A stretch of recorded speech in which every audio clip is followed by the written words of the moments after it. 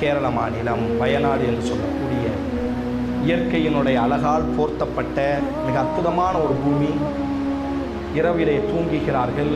மறுநாள் காலையில் கிட்டத்தட்ட இப்பொழுது வரை 600 நபர்களினுடைய பிணங்கள் எடுக்கப்பட்டிருக்கிறது. இன்னும் 500 நபர்கள் காணாமலேயே இருக்கிறார்கள். எங்கே இருக்கிறார்கள் என்று கூட தெரியவில்லை.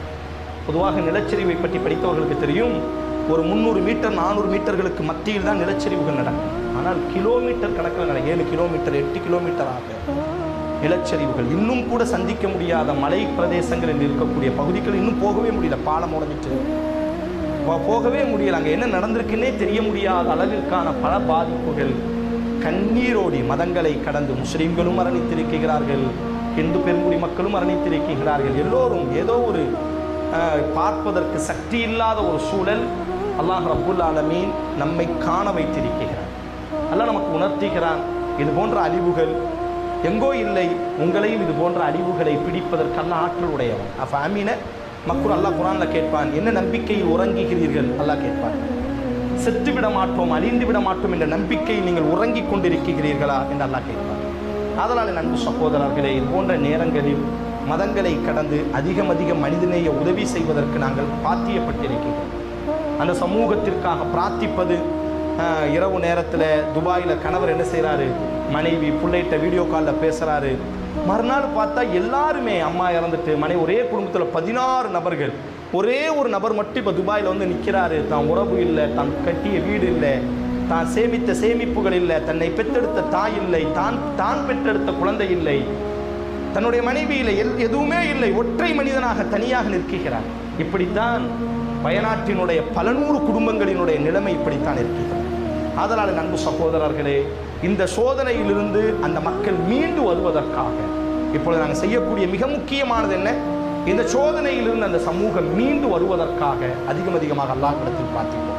ரசூலுல்லாஹி ஸல்லல்லாஹு அலைஹி வஸல்லம் ஒரு அழகான ஒரு பிரார்த்தனையை கற்றுத்தந்தார்கள். ஒரு சோதனையில் சிக்குண்டால், ஒரு சோதனையில் மாட்டிக்கொண்டால், சோதனையில் சிக்குண்டவரை நீங்கள் பார்த்தால் அல்லாஹ்விடத்தில் இப்படி பிரார்த்தனை செய்யுங்கள், அல்லாஹ்வே இந்த சோதனையிலிருந்து எங்களை மீட்டெடுத்தாயே, உனக்கே எல்லா புகழும், அவர்களையும் இந்த சோதனையிலிருந்து விரைவாக நீ மீட்டெடுப்பாயாக யா அல்லாஹ் என்று உங்களை காத்ததற்கு நன்றியும் செலுத்துங்கள், அந்த சோதனையில் சிக்குண்டவர்கள் மீண்டு வருவதற்காக பிரார்த்தனையும் செய்யுங்கள் என்பதாக ரசூலுல்லாஹி ஸல்லல்லாஹு அலைஹி வஸல்லம். இரண்டாவதாக அவர்களுக்கு தேவையான உதவிகள் மாஷா அல்லாஹ் கேரளாவை பொறுத்தவரையில் சொல்லித் தெரிய வேண்டிய அவசியமில்லை, கொட்டி கிடக்குகிறது. என்றாலும் கூட அந்த உதவிகள் போய் சேருவதற்கான சூழல் இல்லை. அரசாங்கம் இப்பொழுது என்ன செய்திருக்கிறார்கள் என்று சொன்னால், அரசாங்கம் தான் இப்பொழுது முழுமையாக அந்த இடமே ரொம்ப எப்பொழுது என்ன நடக்கும் என்று தெரியாத, பொதுவாக நிலச்சரிவு ஏற்பட்டது என்று சொன்னால் அடுத்தடுத்து தொடர்ச்சியாக நிலச்சரிவுகள் ஏற்படும்.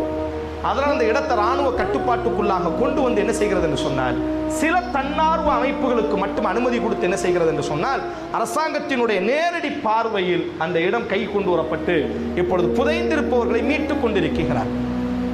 அதனால் நாங்கள் என்ன செய்ய வேண்டும், சும்மா இந்த அடுக்கு துணிகளை யாராச்சும் ஒருத்தர் கேட்கிறாருங்கிறதுக்காக வேண்டி நாம் இன்னைக்கு என்ன நம்மள்ட்ட ஒரு தவறான ஒரு எண்ணம் வந்துட்டுனா, நம்ம உடுத்து கிழித்த துணிகளை என்ன செய்கிறோம், ஐயோ வயநாட்டில் வந்துட்டு நானும் உதவி செய்தேன், என்னப்பா உதவி செய்தாய், நம்ம வீட்டில் இருக்கக்கூடிய பழசுகளை எல்லாம் இல்லை, முடிந்தால் சிறந்ததை கொடுத்து உதவியை பெற்றுக்கொள்ளக்கூடியவர்களும் பெயருக்காக பெற, ஏதோ ஒரு சமூகத்தோடு நடந்துட்டு அதனால நாங்களுக்கு அப்படி அல்ல, யாரும் அப்படி அல்ல, ஆனாலும் உணர்த்துவதற்காக சொல்கிறேன், வாங்கி சரியானவர்களிடத்திலே கொண்டு போய் சேருங்கள். சரியான ஒரு சூழலை, ஒரு கட்டமைப்பை உருவாக்கி அரசாங்க ரீதியாக என்ன செய்யுங்கள் என்று சொன்னார். காரணம், அது முழு கட்டுப்பாடும் இன்றைக்கு அரசாங்கத்தினுடைய கையில் இருக்கிறது. அதனால் கொடுக்கப்படக்கூடிய உதவிகள் சரியான அடிப்படை நாங்களும் செய்தோம் என்பதற்காக அல்லாமல் என்ன செய்ய வேண்டும் என்று சொன்னால், சரியான உதவியை செய்ய வேண்டும், சரியானவர்களுக்கு செய்ய வேண்டும். இஸ்லாம் உதவி செய்வதற்கு 2 நிபந்தனைகளை சொல்கிறது. நாம் செய்யக்கூடிய உதவியும் சரியானதாக இருக்க வேண்டும், கிழிந்ததும் பொத்ததுமானது அல்ல. எப்படி நாம் உடுத்துவதை நாம் விரும்புவோமோ, நம்முடைய குழந்தைக்கு எப்படி போர்த்துவதை நாம் விரும்புவோமோ அதுபோன்று சுத்தமானதை, புதியதை கொடுக்க வேண்டும். இரண்டாவது, வாங்கக்கூடியவர்களும் சரியான இடத்திலே கொண்டு போய் சேர்க்க வேண்டும். களத்திலே நிற்கிறோம் என்பதற்காக பேசக்கூடாது, இது மிக முக்கியம். அதனால் இந்த சூழல்களை புரிந்து கொண்டு முதன்மையாக நாம் என்ன செய்வோம், அவர்களுக்காக அதிகமாக யோசிக்க முடியாத ஒரு சோதனையில் சிக்கொண்டிருக்கிறார். பொதுவாக மரணம் என்பது, விபத்து என்பது பல்வேறு ரீதியாக வரலாம். யாருமே இல்லை, நான் மட்டும் நிற்கிறேன் என்றால் உலகத்தில் எப்படி இருக்கும் என்னுடைய மனநிலை? அப்படித்தான் அந்த வயநாட்டினுடைய மக்கள் இருக்கிறார்கள். இன்னும் குழந்தையை தேடக்கூடிய எத்தனை தாய்மார் இருக்கிறார்கள். தம் பிள்ளைக்கு என்ன இன்னும் பிள்ளை கிடைக்கல, எங்க புதஞ்சிருக்குன்னே தெரியல. இந்திய ராணுவ வீரர் சொல்கிறார், களத்தில் இருக்கும் பொழுது 40 கிலோமீட்டர்களுக்கு அப்பால் எல்லாம் பிணங்கள் கிடைக்கிறது. யோசிக்கவே முடியவில்லை, நிலச்சரிவில் இப்படி நடப்பதெல்லாம் மெராக்கல் என்று சொல்கிறார். அதனால் அதிகமாக அந்த சோதனையில் இருந்தவர்கள் வெளியே வருவதற்காகவும் பிரார்த்தனைகளை அதிகப்படுத்துவோம். உதவிகளை சரியானவர்களிடத்திலே, சரியான உதவியை சரியானவர்களிடத்திலே கொண்டு போய் என்ன செய்வோம், சேர்ப்போம். அல்லாஹ் ரப்புல் ஆலமீன் இது போன்ற சோதனையிலிருந்து எல்லா சமய மக்களையும் அல்லாஹ் பாதுகாக்கட்டும். நன்மையும் நம்முடைய ஊரையும் அல்லாஹ் எல்லா சோதனைகளிலிருந்தும் பாதுகாக்கட்டும். யாரெல்லாம் சோதனைகளில் வீழ்ந்து கிடப்பார்களோ அல்லாஹ் அவர்களை கரம் கொண்டு உயர்த்தி அவர்களினுடைய வாழ்க்கையில் இழந்ததை விட அல்லாஹ் ரப்புல் ஆலமீன் சிறந்த ஒரு சூழலை அல்லாஹ் அந்த சமூகத்துக்கு ஏற்படுத்தட்டும். அல்லாஹும்ம ஸல்லி அலா முஹம்மதின் வ அலா ஆலி முஹம்மதின் கமா ஸல்லைத அலா இப்ராஹீம் வ அலா ஆலி இப்ராஹீம் சும்ம பாரிக் அலா முஹம்மத் வ அலா ஆலி முஹம்மத்.